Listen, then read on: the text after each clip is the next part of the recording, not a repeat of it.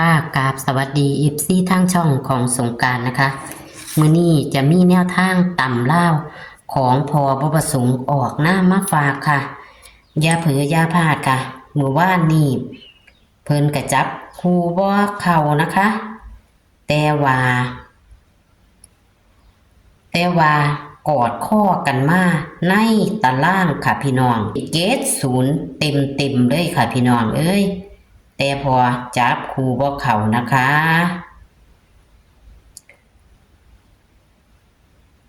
นี่ค่ะพี่น้อง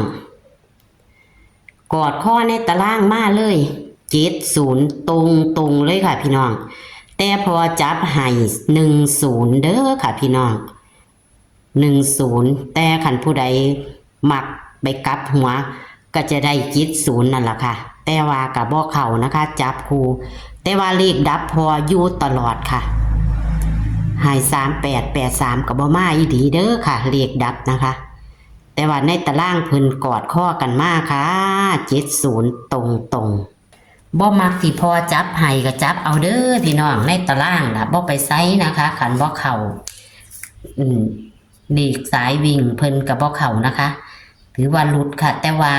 ในตารางบ่หลุดนะคะเอามื้อนี้วันที่28พอจะให้เป็นตัวใดเฮามาไปรับชมรับฟังกันได้เลยค่ะ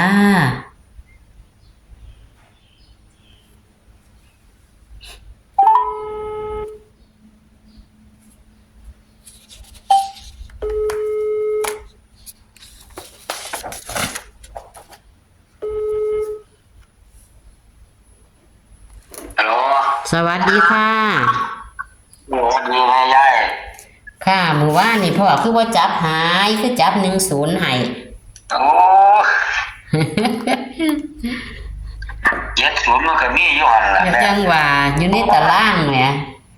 เออจับตัวนึงไปออกตัวนึงจับตัวนึงไปออกตัวนึง แต่ว่าในตารางมันก็มีอยู่70มองกล้องอยู่นี่งามให้ติดกันอยู่ยังว่าลายนอนติดกันเลยคันข้าเจ้าจับเอามันก็จะเข้า70ตรงๆนั่นล่ะแม่นค่ะเอาไม้พ่อพระเทียมมื้อนี้มันเข้าทั้งบนทั้งล่างเอามือนี่เลขในแต่ละมือมี3มี2มี7 3 2 7 6 1 0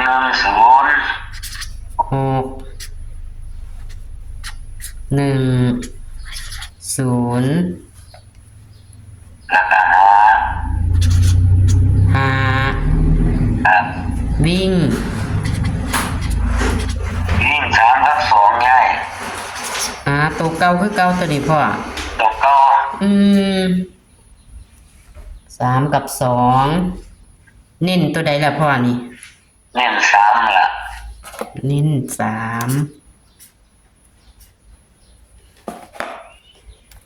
จับคู่มี30 31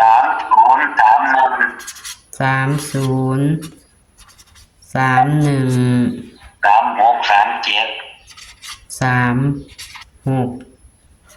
37 20 21 26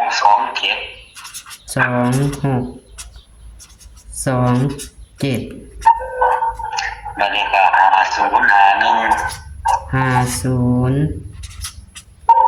51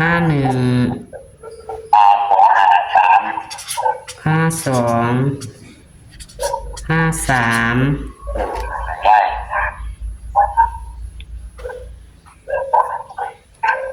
ตัวเน้นพ่อ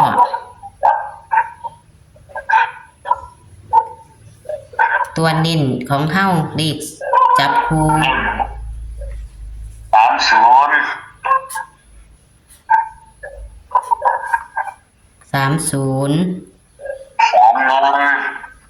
ค่ะ36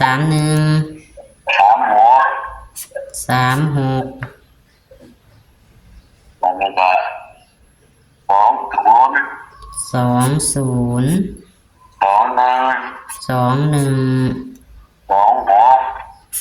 26นั่นละ ค่ะ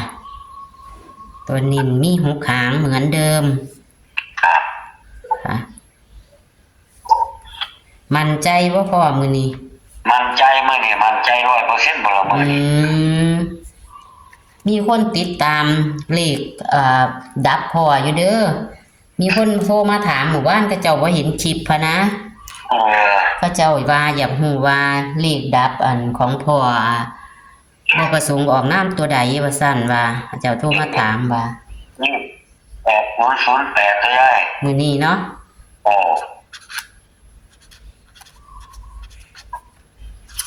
8008กันเบิ้นบ่พ่อมื้อนี้ เบิ่นเอาไว้6677ตัวใหญ่ 6677ค่ะก็พระเจ้าว่ามันดับอยู่ดีเนาะดับตัวเดียวมันก็อยู่นะ โอ้ยบ่เอาตัวเดียวใหญ่จะเห็นมานี่ ค่ะ เอาเงินทุ่มมือก็ไปซื้อตัวอื่นเบิ่ง ค่ะหนูจะทวนเด้อค่ะ ครับ วิ่ง2กับ3ให้รูด3เนาะค่ะ ครับ จับคู่30 31 36 37 20 21 26 27 50 51 52 53เลขกันเบิ้ล6677เลขดับบนล่าง8008คือบ่มีคือบ่มีคันมีตัวนี้บ่ต้องเอาแม่นบ่พ่อ แม่นคือไผมาก็บ่ออกเรื่องคือ บ่ออกมาตาใดตาพัดเอาน้ำพอมาเนาะก็มีเน้นมี30 31 36 20 21 26เนาะค่ะเน้น ครับ ค่ะก็ขอบคุณพ่อเด้อค่ะ โชคดีย้ายมาแล้วนี่แก้มือไหม แต่มือใหม่เนาะค่ะเลขมีเข่ามีรุดค่ะ คันบ่มักก็บอกคนจับเอาได้ตารางมันบ่พลาดดอก ค่ะแมนพ่อแนมมานี่กอดข้อกันมาดีครับเดียวค่ะขอบคุณค่ะ สวัสดีค่ะ ครับสวัสดีย้าย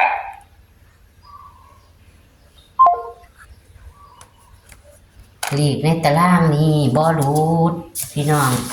ถึงจะรุดงวดหนึ่งกับเข่าคือเก่าเลขในตารางเพิ่นพี่น้องงวด1 2งวดอย่างหลายเนาะจ้ะ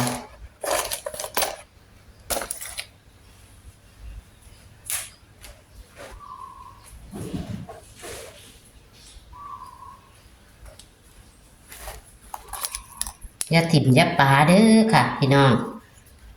มื้อนี้อาจจะเข้านะแต่มันก็เข้าลุดเนาะเลขพ่อก็เลยบ่ถึงกับว่าบ่เข้าซะเลย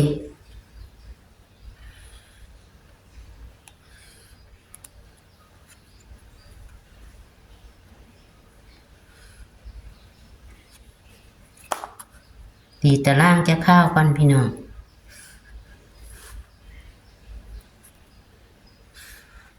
อย่าเผลออย่าพลาดค่ะแต่ว่าถึงรุดกับบ่ได้รุดอยู่ในตารางนะคะอยู่ในตารางเพิ่นก็เดินดีมากตลอดกอดข้อกันมากตลอดนะคะ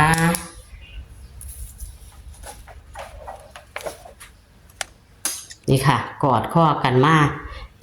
70อยู่แถวเดียวกันพี่น้องเบิ่งเนี่ยจับเอากับ70ตรงๆพอหังจับให้ตั้ง10นะคะค่ะเลขดับเพิ่นก็อยู่ดีค่ะพี่น้องค่ะเห็นบ่ค่ะ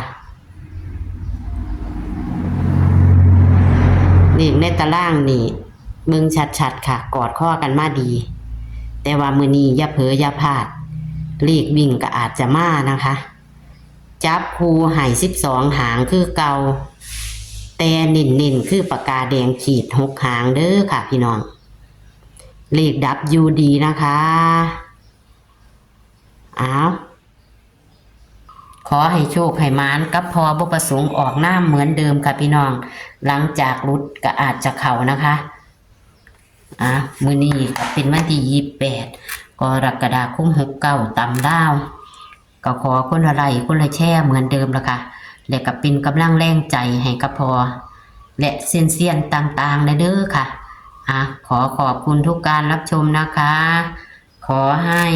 เฮงๆปังๆในมื้อแรงนี้วันที่28กรกฎาคม69ค่ะสวัสดีค่ะ